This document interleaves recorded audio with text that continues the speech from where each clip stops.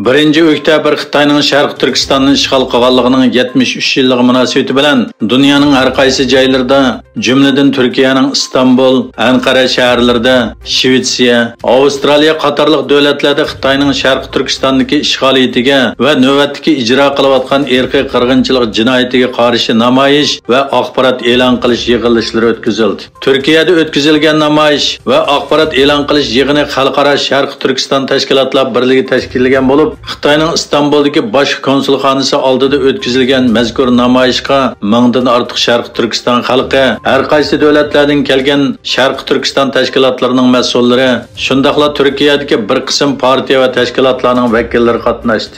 Uyg'urlarning ma'naviy onasi Robiya Qodir 1 oktyabr Xitoy ishg'oli munosabati bilan e'lon qilgan bayonotida dunyoning har qaysi joylaridagi Uyg'urlarni tajovuzchi Xitoy hokimiyatiga qarshi namoyishga taklif qildi. Xitoy zulmining hozir irqiy qirg'inchilikqa aylanganligini bayon qilgan Robiya Qodir xonim mundaq dedi: Biz Birlashgan Davlatlar Tashkiloti, Yevropa Ittifoqi va Islom hamkorlik tashkiloti qatorliq xalqaro organ va tashkilotlarni harakat qo'llanib, irqiy qirg'inchilikni to'xtatishni talab qilamiz.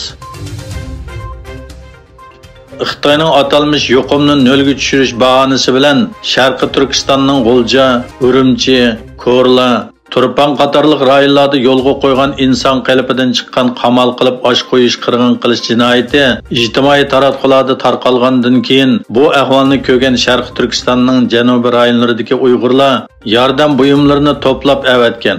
Ammo bu xolisona yordam buyumlarini kanitdagi qo'rchoq amaldorlar xalqning qo'liga bermay, mahalladagi organlarga berib, xalqqa setib bergan. 29 sentabr ijtimoiy uchur vositalarida tarqalgan senda yordam buyumlarini yo'shirgan bir Uyg'ur shoför qo'rchoq amaldorlarning qilmishlarini isbot bilan oshkorlaydiganligini e'lon qilgan. Xotanda yordam buyumlari elib mangan boshqa bir shoför bo'lsa, Go'min oyisida to'sib qilinganligini va oxiri Xotanga kiramay qaytib manganligini bildirdi. U yana Xotanga qaytmoqchi bo'lganlarning oldi bilan oilasi bilan aloqalash kerakligini eskartdi. Kishilik huquq kuzatish tashkiloti 29 sentabr maqola e'lon qilib, Qozog'istonni Birlashgan Davlatlar Tashkilotida bo'layotgan Uyg'ur elidagi dafsandichiliklarga doir munoziralarga quloq solishga chaqirgan. Kishilik huquqni kuzatish tashkilotining Yevropa va Markaziy Osiyo ishlari direktori Heyyo Williamson qalamga olgan maqolada Uyg'ur elining vaziyati Qozog'iston uchun muhim ekanligini, chunki bu rayonda tutqun qilinib, lagerlarga qamalganlarning ichida Qozog'iston fuqarosi yoki Qozog'istonning o'ltiraq guvohnomasi bo'lgan etnik qozoqlarning borlig'ini ta'kidlagan. 10 ayning 1-kuni nurg'ulg'an ommaviy tashkilotlar Xitoyning davlat bayrami kunida dunyoning o'xshamagan shaharlarida Xitoy hukumatining vahshiyligi va kishilik huquq dafsandichiligiga qarshi namoyish o'tkazdi. Necha yuz Yaponiya fuqarosi Tokio ko'chalariga chiqib, Tibet, Uyg'ur, Mo'ng'ol va Hong Kongdagi ezilgan xalqlar bilan ittifoqlikni ifodaladi. Tibetlar, Uyg'urlar va Hong Kongliklar yana Tayvan, Angliya va Amerika qatorliq nurg'un davlatlarda Xitoyga qarshi namoyish tashkilladi.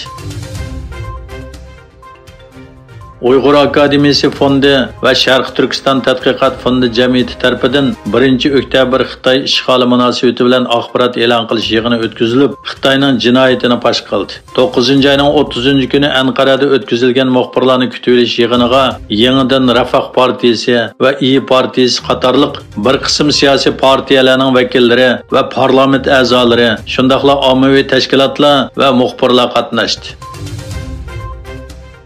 Pakistan sudi terrorlik jinoyati bilan ayblangan sobiq bosh ministri Imron Xonni qo'lga olish buyrug'i chiqardi.